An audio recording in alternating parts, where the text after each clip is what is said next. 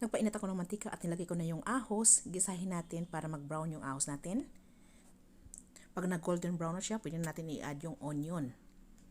Saute the onion very well. Pag lumambot na yung onion, pwede mo na i-add yung ating tomato. Palambutin lang natin ang tomato ng konti. I-add na natin yung beans and carrots. Igisa lang natin ng konti para lumambot at takipan natin ng 3 minutes. Pag lumambot natin yung vegetable, pwede na i-add yung capsicum, yung cabbage. Mix it well. Naglagay din ako dito ng paminta at ng salt. Depende sa inyong panglasa. Mix it very well. Pag okay ng ating lahat ng vegetables, pwede na natin nag-add. Nag-add pala ako dito ng barbecue chicken para mas malasa at egg.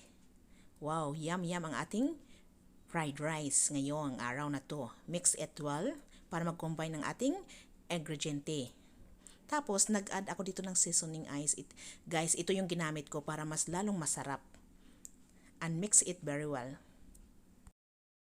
At pwede na natin i-add ang ating nilutong kanin.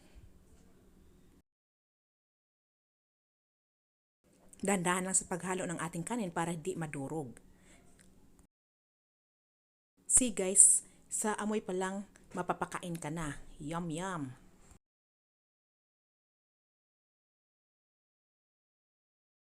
At nag-sprinkle pala ako dito ng fresh coriander para mas lalong aroma ang ating fried rice today.